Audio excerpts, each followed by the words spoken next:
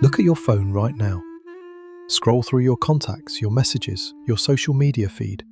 Hundreds of names, thousands of interactions. You are surrounded by people who know your face, who know your job, who know the sound of your laugh in a crowded room. You are the one they invite to dinners. You are the one who knows how to keep a conversation going, how to fill the uncomfortable silences, how to make everyone else feel seen and comfortable. You are incredibly good at being a presence in other people's lives. But let me ask you a question that might feel like a quiet punch to the chest. When the party is over, when the room goes dark and the silence becomes deafening, when you are carrying a sadness so heavy it makes it hard to breathe, who do you call? Out of all those hundreds of names, how many can you dial without hesitation, knowing they will not judge the brokenness in your voice? The truth is, you might stare at that glowing screen and realize you have absolutely no one. It is a profound and terrifying paradox. To be drowning in a sea of acquaintances, yet dying of thirst for a single genuine friend. You do not lack communication skills. You are not antisocial. In fact, you are playing the social game perfectly. But there is a hidden cost to this perfection.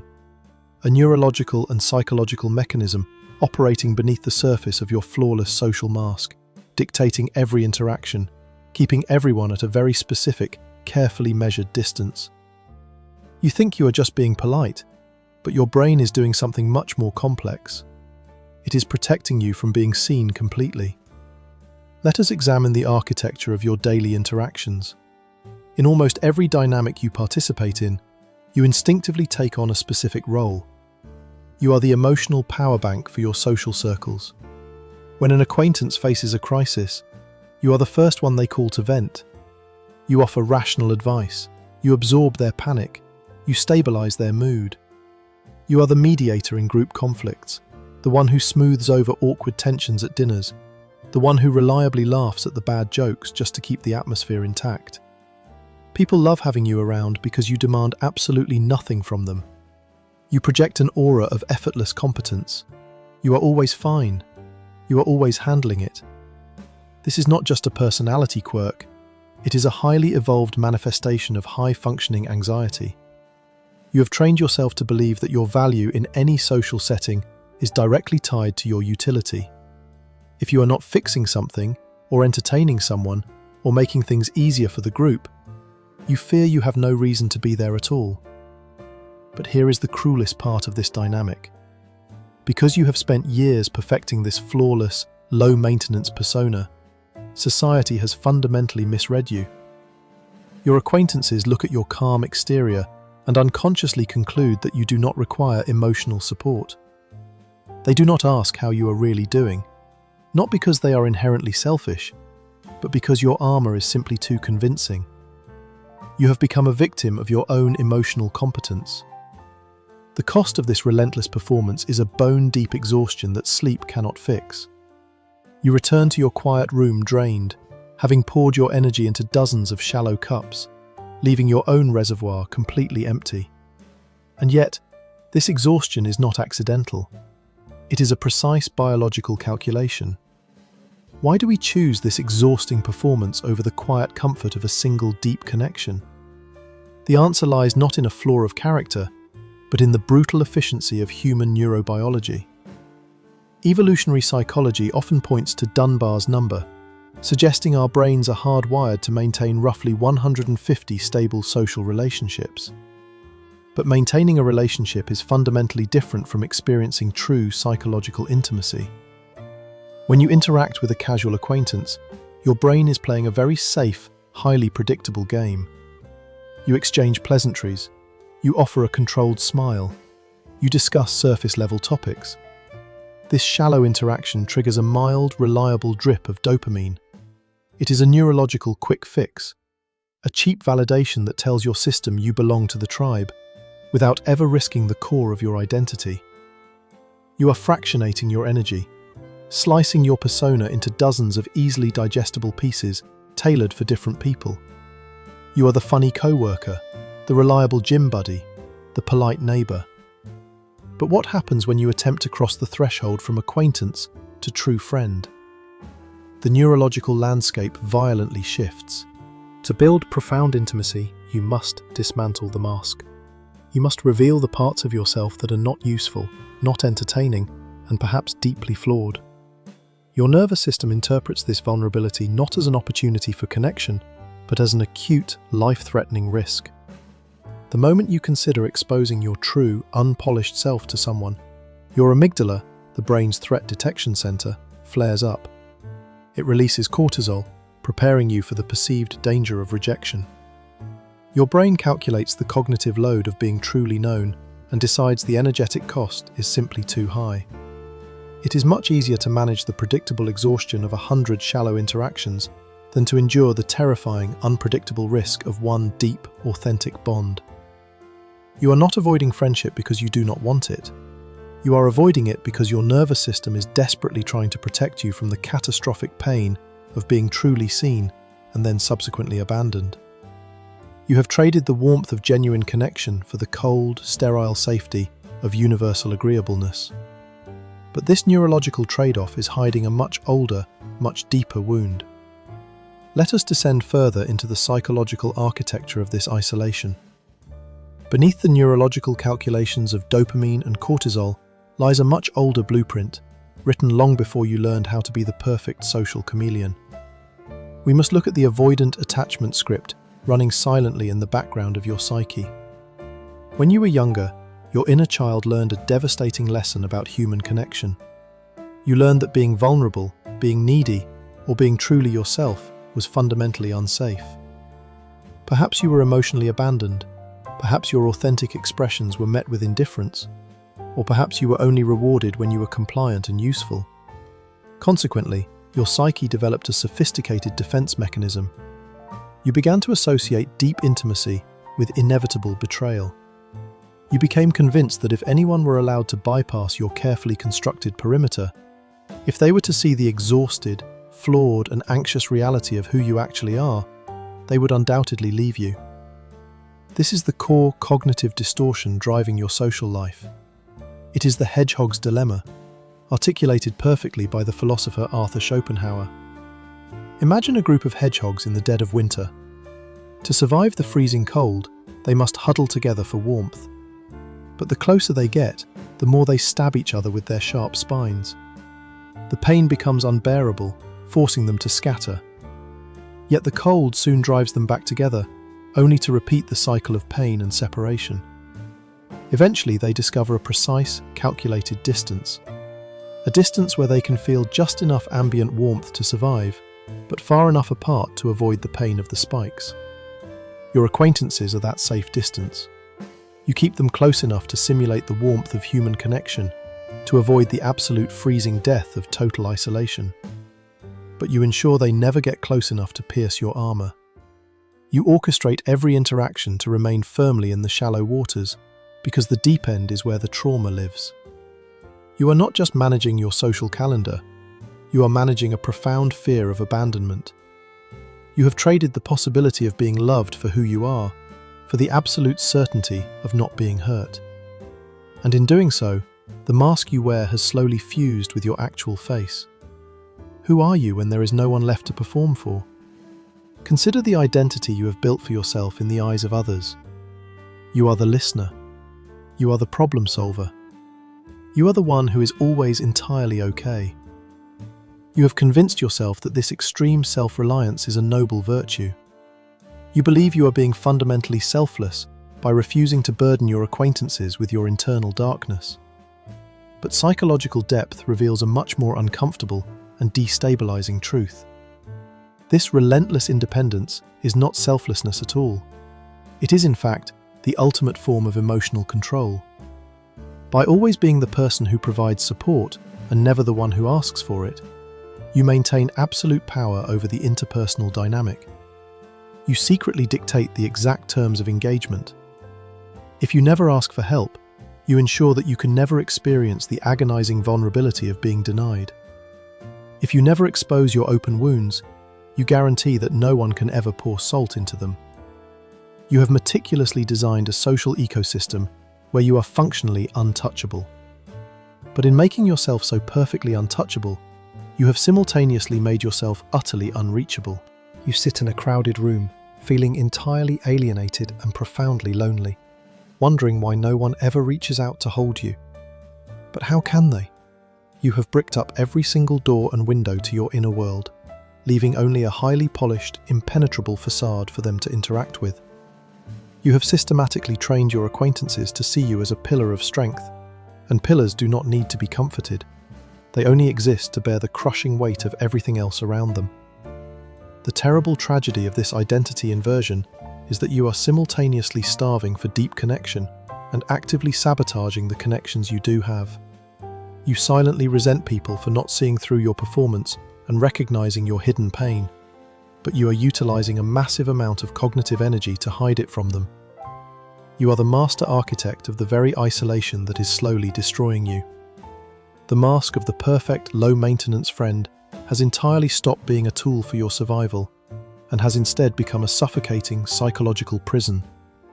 You are trapped inside a character of your own creation, screaming in a soundproof room, desperately hoping someone will somehow learn to hear the silence. This profound isolation you are experiencing is not an anomaly. It is not a glitch in your psychological makeup. It is, in fact, the defining epidemic of the modern era, amplified by a culture that actively rewards superficial connectivity while silently punishing profound vulnerability. You look around and assume everyone else has cracked the code to genuine friendship, but the reality is significantly more bleak. Millions of individuals are navigating the world with overflowing contact lists and entirely emotional reservoirs. They too are playing the exact same zero-sum game of highly curated social presentation. We have collectively engineered a societal architecture that functions almost entirely on the currency of the acquaintance. It is highly efficient and incredibly sterile. It keeps the gears of daily life turning without the messy, unpredictable friction of deep emotional entanglement. The exhaustion you feel, this bone-deep fatigue that follows every seemingly successful social interaction, is therefore completely normalized within this system. It is the standard operating cost of existing in a hyper-connected world where your attention is constantly demanded, but your authenticity is rarely required. Your nervous system is not malfunctioning when it begs for total isolation after a crowded event. It is performing a vital, necessary calibration. It is shutting down to conserve the minimal energy you have left after fractionating your identity for hours on end. The fatigue is the undeniable biological proof that the persona you are projecting is fundamentally incongruent with your actual internal state. But here is where the architecture of your identity becomes infinitely more complicated and dangerous. You have constructed your entire sense of self-worth around being the low-maintenance, highly functional, eternally resilient friend. You have positioned yourself as the unshakable pillar in everyone else's life. But a structural pillar cannot suddenly decide to lean on the building it is designed to support. If you were to drop the mask, if you were to suddenly call one of those hundreds of acquaintances in the middle of the night and admit that you are terrified, that you are drowning in loneliness, that you are fundamentally not okay, you are not just risking temporary social awkwardness or mild rejection. You are risking a total and catastrophic identity collapse. The people who know you have meticulously categorized you in a very specific mental box. You are the helper. You are the strong one. You are the emotional shock absorber. The moment you introduce raw neediness or chaotic vulnerability into that established dynamic, you create massive cognitive dissonance for them. You force them to completely reevaluate who you are, and far more terrifyingly, you force yourself to exist in a state of chaotic, unscripted unpredictability. You have internalized the toxic belief that in order to be loved, or even just tolerated, you must be continually useful. Therefore, to be useless, to be merely a person in deep psychological pain who requires comforting and offers nothing in return, is to be inherently unlovable.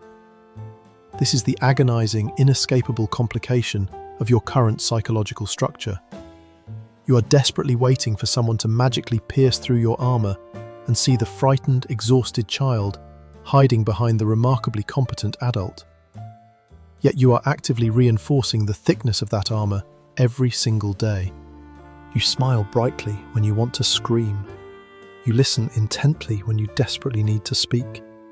You immediately offer practical solutions when you simply need to be held in silence. You are utterly terrified that if you show them the unedited, raw version of yourself, the version that is messy and anxious and profoundly sad, the fragile illusion of your entire social world will shatter completely. You remain trapped in a paradox of your own meticulous design, caught directly between the agonizing loneliness of the mask and the terrifying vulnerability of the truth. So we arrive at the ultimate psychological trade-off you have unknowingly accepted. You have successfully traded the terrifying chaos of genuine human intimacy for the sterile, predictable safety of universal agreeableness. It is a transaction your nervous system negotiated long ago to ensure your emotional survival. By keeping everyone firmly at the level of an acquaintance, your brain effectively neutralizes the unpredictable variables of deep attachment. It eliminates the horrifying possibility of being fundamentally misunderstood or abandoned after you have already surrendered your defenses. This is the hidden mechanism of your isolation fully clarified. You are not failing to connect. You are successfully executing a highly advanced protocol of risk mitigation. Your amygdala is not broken. It is, in fact, working flawlessly to prevent a repetition of whatever original wound taught you that vulnerability equals danger.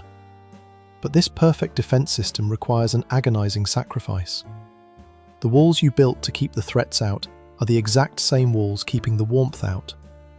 You are surviving, undeniably, but you are doing so in a self-imposed emotional sensory deprivation tank.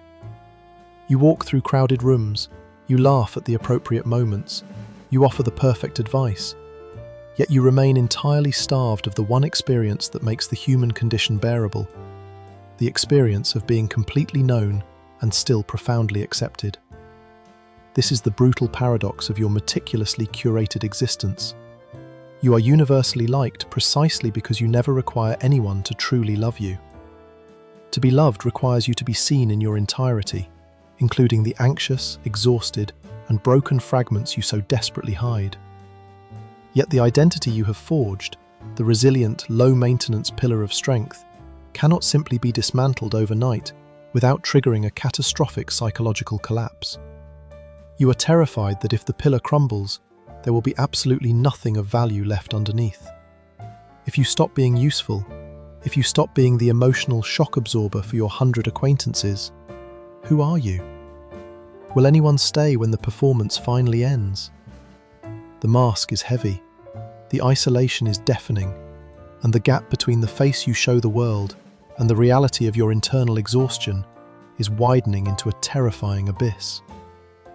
You are standing on the edge of that abyss every single night when you look at your phone, scrolling through endless names, realizing that safety has become your most exquisite punishment.